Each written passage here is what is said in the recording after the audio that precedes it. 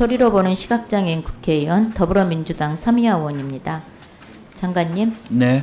윤석열 정부의 약자 복지가 뭡니까? 예, 자기 목소리를 내기 어려운 분들에게 두텁고 촘촘하게 지원해 주는 것이 약자 네. 복지입니다. 자, 대한민국 헌법 10조예요. 모든 국민은 인간으로서의 존엄과 가치를 가지며 행복을 추구할 권리를 갖는다.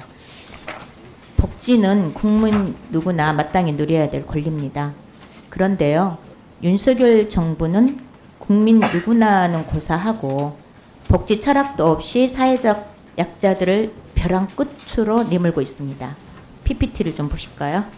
사회적 약자들마저 선별해서 지원하고요. 보건복지 영역마저 시장화하는 것이 윤석열표 약자 복지입니다.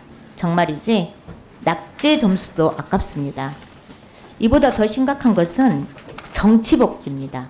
윤석열 대통령은 문재인 정부를 향해서 정치복지한다고 비판했습니다. 그런데 이 말을 고스란히 좀 돌려드리겠습니다. PPT 좀 보여주세요. 추석을 앞두고 김건희 여사가 경찰들을 대동해서 마포대교에 나타났습니다. 9월 10일 세계 자살 예방의 날을 맞이해서 마포대교 순찰쇼, 통치자 쇼를 한 겁니다. 대통령실이 공개한 김건희 화보집 18장을 보고요. 국민들은 대체 대한민국 대통령이 누구냐? 김건희 여사가 어디서 통치자 행세냐면서 분통을 터뜨렸습니다. PPT 댓글 좀 보십시오. 국민들께서 기가 막혀 죽겠다고들 하십니다.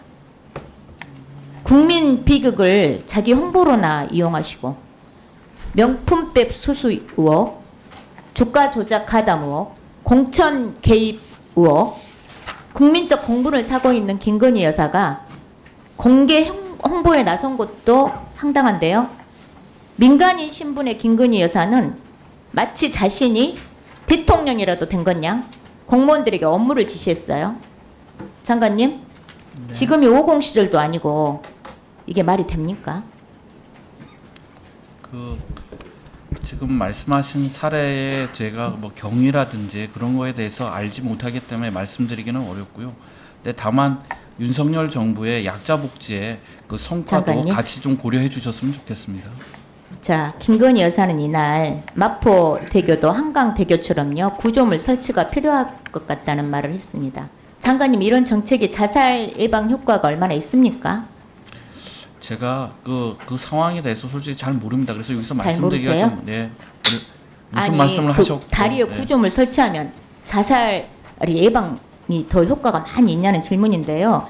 다리에 구조물을 더 설치하는 것은 사실 단편적인 해법에 불과하잖아요. 그렇지 않아요, 장관님? 예. 그래서 정부가 자살률 감소를 위해 가지고 여러 가지 정책을 피고 있는 것도 사실입니다. 예. 그러니까 자살을 못하게 할 것이 아니라 자살을 안 하게 하는 이런 정책이 나와야 되는데요. 자, 우리 한국은 OECD 국가에서 자살 1위 국가인 거 아시죠? 네. 자살은 더 이상 개인의 문제가 아니고 사회적 타살입니다. 국가의 역할은 누가 한마디 하면 이랬다 저랬다 하는 단편적인 거 아니고, 국가는 국민들이 죽고 싶은 나라가 아니고 살기 좋은 나라, 살고 싶은 나라를 만들어야 됩니다. 주무부처 장관님께서라도 제대로 된 인식을 가지고 자살 예방 정책을 펼쳐야 된다고 생각하는데요. 네. 자, 장관님, 네. 온라인상의 자살 유발 정보 네. 매년 폭발적으로 증가하고 있습니다. 알고 계신가요? 네. 지난해 5년 전에 비해서 9배가 증가한 30만 건으로 역대급입니다. 그런데 자살 유발 정보를 모니터링하는 전담 인력 혹시 장관님 몇 명이나 있는지 아십니까? 예. 전담 인력이 네. 한국생명존중희망재단에서 예산 받아서 모니터링 하고 있어요. 몇 명인지 혹시 아세요? 예, 한 명입니다. 딱 한 명. 네. 딱 한 명이 놀랍게도 대한민국의 모든 자살 유발 정보를 모니터링하고 있어요. 이뿐만 아니고요. 정부는 작년에 제5차 자살 예방 기본 계획을 통해서 자살 유발 정보 모니터링 센터를 설치하겠다고 했습니다. 그거 어떻게 되고 있죠? 예, 이 시스템 구축을 위해서는 이제 ISP 수립이 필요한데 내년도 예산을 편성하는 과정에서 재정 당국에게 충분히 설명을 하지 못해서 반영이 안 됐습니다. 예산을 확보하지 못해서 한 발짝도 그러니까 못 나갔다 이 말씀이신 것 같은데요. 장관님, 네. 이 관련 예산 확보해야 되는 거 아닌가요? 예, 그렇게 생각이 듭니다. 예, 이 국회 과정에서 저희가 그 확보 방안 등을 아마 별도로 보고 드리도록 하겠습니다. 그리고 말씀하신 그 전담 인력은 당장이라도 확충할 수 있도록 저희가 재단하고 협의를 하겠습니다. 구체적으로 어떻게 예산 확보하고 전담 인력 아까 금방 말씀하신 것처럼 어떻게 더 확충하고 네. 또 자살 유발 모니터링 센터 이거 어떻게 구체적으로 추진해 갈 것인지 국정감사 종합감사 전에 보고를 좀 해주시기 바랍니다. 네, 그렇게 하겠습니다. 자, 윤석열 정부의 쇼맨십 복지는요 여기서 끝나지 않습니다. 윤석열 정부는 아픈 가정을 돌보는 아동과 청년들을 신취약계층이라고 하면서 지원체계 구축을 국정과제로 삼고 대대적으로 해결하겠다고 홍보했습니다. 그런데 지원 실적을 보면 참 처참합니다. PPT를 보실까요? 복지부가 돌봄 사각지대에 있는 청년들과 중장년층을 지원하겠다던 사업 실적입니다. 전체 3,725명을 지원했는데 이 중에서 39세 이하 청년은 240명에 불과하고 심지어 18세 이하 아동은요 35명 뿐입니다. 장관님, 네. 국정과제라고 대대적으로 홍보하고 동네 사업도 아니고 고작 240명, 18세는 35명 이렇게 지원했다는 게 이해가 되신가요? 저희가 이제 본격적으로 시작한 것이 작년 8월부터입니다. 그러다 보니까 실적이 좀 작은 것 같은데 실적을 더 내고 실질적인 도움이 될 수 있도록 하겠습니다.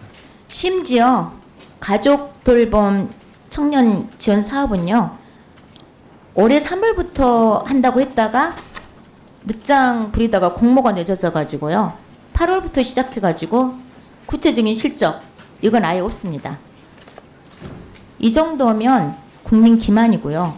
아픈 가족을 돌보느라고 희생하고 있는 아동과 청년들을 신취약계층이라고 네이밍해버리고 정책 홍보용으로 이용한 것은 아닌지 참 의심스럽고요. 그리고 지원 대상을 13세부터 34세로 하고 제한하고 있거든요. 장관님.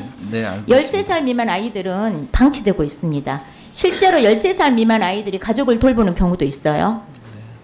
도리어 이런 아이들을 적극적으로 발굴해서 국가가 돌봄을 아이들에게 맡길 게 아니고 더 촘촘하게 지원해야 되는 거 아닙니까? 예, 그 청년 사업은 이제 가족 돌봄 청년, 그다음에 자립 준비 청년, 그다음에 은둔 청년 이렇게 하는데 특히 가족 돌봄 청년은 예. 13세까지 늘렸는데 네, 의원님 네. 말씀대로 13세 미만에 대해서도 이런 지원이 이루어질 수 있도록 하겠습니다. 그럼 나이 제한 없애는 거 고려하신다, 좀 네. 검토하시겠다는 말씀이시죠? 예, 네. 이것도요. 정확하게 파악해 주시고 어떻게 할 것인지 구체적으로 계획 세우셔서 보고해 주시기 바랍니다. 네, 그렇게 하겠습니다. 복지는 김건희 여사의 이미지 메이킹용 패션이 아닙니다. 모든 국민이 당연히 누려야 될 권리입니다. 제발 정부가 홍보성 정치복지나 시혜적 태도 버리고 보건복지 정책을 국민을 위한 실효성 있는 정책으로 진행해 주실 걸 당부드리고요. 이번 국정감사에서 윤석열 정부의 지난 3년 약자 복지라는 거짓 포장, 사회적 약자를 어떻게 벼랑 끝으로 내몰았는지 낱낱이 파헤치겠습니다. 이상입니다.